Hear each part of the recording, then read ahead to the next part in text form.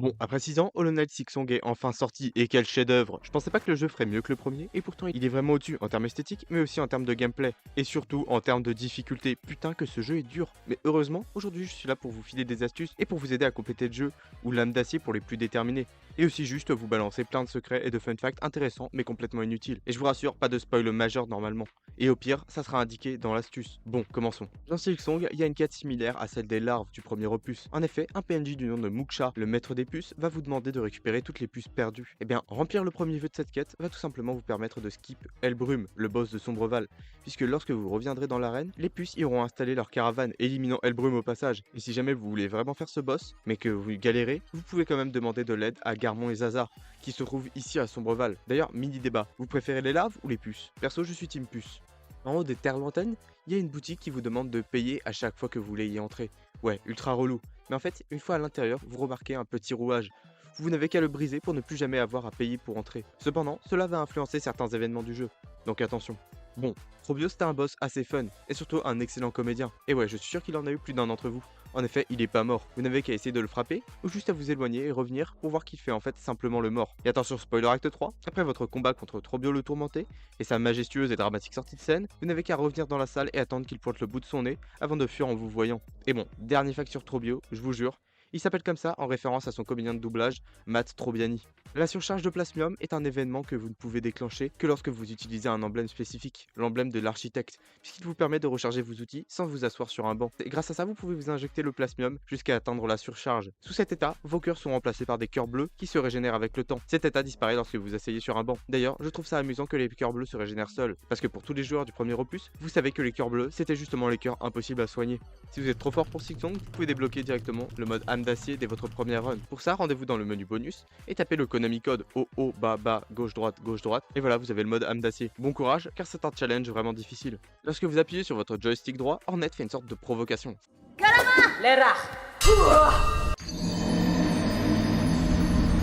Ça sert à rien et ça coûte un peu de soi, mais si vous équipez les anneaux de chakra, cette animation va changer puisque Hornet va crier Poshanka et si vous le faites devant chakra, elle va répondre.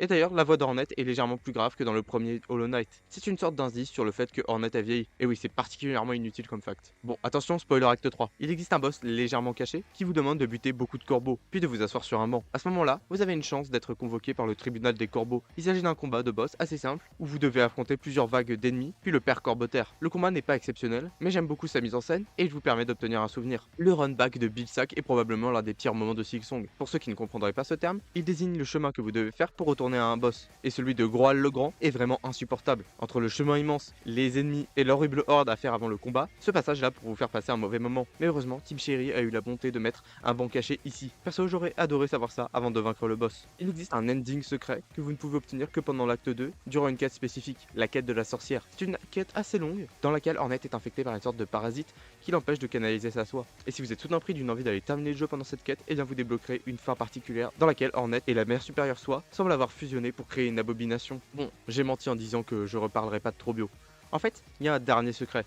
Si jamais vous n'achetez pas la plume de chakra, un item pourtant essentiel pour explorer le jeu puisqu'il vous permet juste de compléter la carte, eh bien vous pourrez récupérer la plume de Trobio et ça marche aussi pour le tourmenté si vous n'avez récupéré aucune des deux plumes avant l'acte 3. Bonne chance pour la récupérer celle-là, c'est probablement l'item le plus rare de Silksong. Est-ce que vous saviez qu'une zone du trailer est absente? Elle s'appelait la Bête Farloom, selon le code du jeu. On sait pas grand chose sur cette zone, si ce n'est qu'un village avec des PNJ qui portaient des coquillages en spirale s'y trouvait. Un ennemi similaire au Gargant Gloom s'y trouvait également, mais il crachait une substance violette plutôt que du vide. Cette zone va peut-être faire son retour dans le DLC Sea of Sorrow qui sort en 2026. Le gardien de la frontière est un autre boss légèrement caché, uniquement accessible pendant l'acte 3. C'est le dernier survivant de la tribu Karaka qui semble figé par le temps et vous devrez le réveiller grâce à la musique pour l'affronter. Il n'est pas vraiment compliqué et le battre vous permet d'obtenir le souvenir gris pour décorer votre cloche-toit. Vous saviez que Krat, la puce-touche de la caravane, celui qui se frotte les mains avec son regard malicieux, eh bien il vous observe si vous acceptez d'aller dans son spa. Mais après cet événement, vous pourrez punir ce pervers en lui défonçant sa tronche à coups d'aiguillon pour le faire payer. Sharp, l'assassin d'acier, est un boss que Team Cherry nous avait teasé, et pourtant à la sortie du jeu, aucune trace de lui. En effet, ce boss a été supprimé, ainsi que ses deux compagnons, qui pouvaient d'ailleurs être observés dans le premier trailer. Il semblait être lié aux êtres d'acier, et donc au mode âme d'acier. Et en fait, Team Cherry a déjà annoncé son retour dans un DLC, donc on a juste à attendre son retour en espérant que le DLC ne sorte pas avant 2040. Il existe un boss caché en âme d'acier qui nécessite de terminer un souhait particulier. Aller à la rencontre de l'oracle d'acier Z,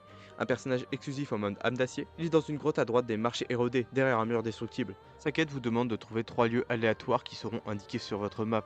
Une fois les 3 lieux inspectés, allez à gauche du gouffre d'os et de l'ossuaire. Une grotte supplémentaire va être révélée dans laquelle Sula effectue un rituel qui fera apparaître la salvation invoquée. Ce boss vous offre d'ailleurs un objet très utile que je ne vous spoilerai pas. Bon, je sais que cette vidéo est censée parler de secrets et d'astuces, mais j'aimerais vous parler d'une théorie, parce qu'elle parle d'un personnage iconique du premier jeu, le charismatique et majestueux Prince Gris. En effet, dans le premier jeu, en VO, sa description du journal du chasseur explique qu'il s'agit d'un voyageur venu d'un pays lointain qui est armé d'un aiguillon en bois qu'il a taillé dans du shellwood. Et oui, il s'agit du nom d'une des zones de Farloom. Pour les non-anglophones, c'est Coquibois. La théorie veut donc que Zod soit originaire de Farloom ou qu'il y ait au moins passé un séjour. Vous saviez qu'on aurait dû affronter Vespa, la reine des abeilles? Pour rappel, dans le premier opus, on pouvait visiter une zone appelée la ruche et y affronter un boss, mais on apprenait aussi que Hornet avait été entraîné par la reine de ses abeilles. Ce combat aurait donc probablement été un flashback, nous en apprenons plus sur le passé d'Hornet, puisque Vespa est mort dans le premier Hollow Knight. On peut d'ailleurs trouver assez facilement ses sprites sur internet, et j'espère que comme Sharp, on pourra l'affronter dans un prochain DLC. Dernière astuce pour l'âme d'acier, si vous voulez tenter ce challenge, il vous faut à tout prix cet outil, le masque fissuré. Son effet est simple, il vous protège d'une attaque qui aurait dû vous tuer, donc en âme d'acier, cet outil devient très utile, puisqu'il vous permet de combattre plus sereinement. Attention quand même, si le masque se brise, et que vous n'avez pas envie de tout recommencer, quittez simplement votre partie, si vous risquez de mourir. C'est peut-être un peu de la triche, mais bon. Il se trouve ici dans le sentier du chasseur, et peut être acheté à ce PNJ pour 260 perles. Il y a une autre zone abandonnée nommée Aspide dans les fichiers du jeu et dans le carnet de croquis d'Harry Gibson. Elle était probablement connectée au gouffre d'os, elle semble avoir été conceptualisée pour la première fois vers février 2019 avant d'être modifiée en 2022. La zone a finalement été divisée en deux, la moitié inférieure restant pour devenir Vermitaire, tandis que la moitié supérieure a été retournée horizontalement et déplacée pour devenir Verdania. La piste musicale de Verdania s'intitule Cloverland Aspide dans les fichiers, ce qui suggère un autre nom potentiel pour la zone coupée. Enfin, les noms des fichiers ultérieurs font également référence à cette zone comme Grove ou Clover. Dans une sous-zone d'Aspide, on aurait trouvé la reine du duo Trèfleur, et apparemment on aurait aussi trouvé une tombe de Tisserand dans cette zone. Pour terminer cette vidéo, j'aimerais vous parler des ennemis de cette zone. L'Acnid, appelé Aspide Collector dans les fichiers, il est l'un des deux seuls ennemis de la zone Aspide qui reste encore dans le jeu. Le deuxième est le Krangler, et les deux se trouvent justement entre le gouffre d'os et Vermitaire, là où se trouvait justement la zone coupée. De plus, il existe des sprites des 3 autres ennemis Aspide dans les fichiers. Deux de ces ennemis, le Aspide Hatchling et le Grove Pilgrimfly, peuvent être réintégrés dans le jeu à partir du code restant, et ils peuvent attaquer et effectuer leurs actions normalement. Bon, j'espère que cette petite vidéo de compilation de facts random vous aura plu. N'hésitez pas à vous abonner, parce que beaucoup de personnes qui regardent ces vidéos ne le sont pas. Si ça vous a plu, n'hésitez pas à liker, et dites-moi en commentaire si une vidéo théorie sur Silksong vous intéresserait, ou même juste une deuxième compilation de facts. C'était Aperture Défaillance, ciao. Libre de droit, générique libre de droit, libre de droit.